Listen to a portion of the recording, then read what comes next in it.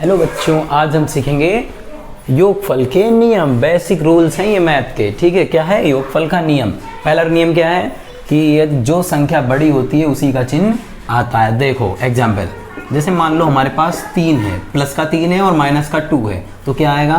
3 से 2 गया 1, प्लस का 1 आएगा। ठीक, अगला एग्जाम्पल, यदि हमारे पास माइनस का 3 है और प्लस का 2 है, तो माइनस की संख्या बड़ी है तो क्या आएगा? 3 से 2 गया 1, माइनस का 1 आएगा।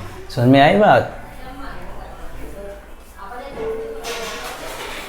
नियम क्या है कि ऋणात्मक संख्याओं का योगफल ऋणात्मक ही होता है। देखो कैसे, एग्जाम्पल, जैसे हमारे पास माइनस का 3 है और उसमें अगर हम माइनस का 2 जोड़ दें तो कितना हो जाएगा? माइनस का 5।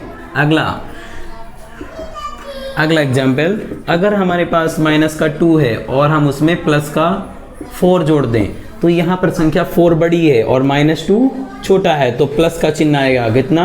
2। ठीक है, अगला एग्जाम्पल, यदि हमारे पास -3 है और उसमें -5 जोड़ दें, 5 और 3 8, माइनस की संख्या है, माइनस आएगा क्योंकि दो ऋणात्मक संख्याओं का योगफल ऋणात्मक आता है। इससे पहले मैंने बताया कि जो संख्या बड़ी होती है उसी का चिन्ह आता है। ठीक है, योगफल। हेलो बच्चों, अब हम लेके आए हैं योगफल का तीसरा नियम। क्या है?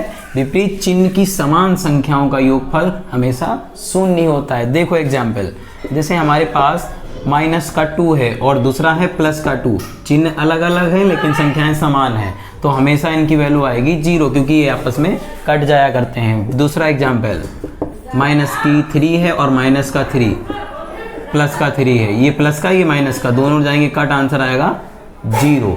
अगला एग्जाम्पल, माइनस का 5 प्लस का 5, आंसर आया 0। ठीक है, ये हमारे सवाल।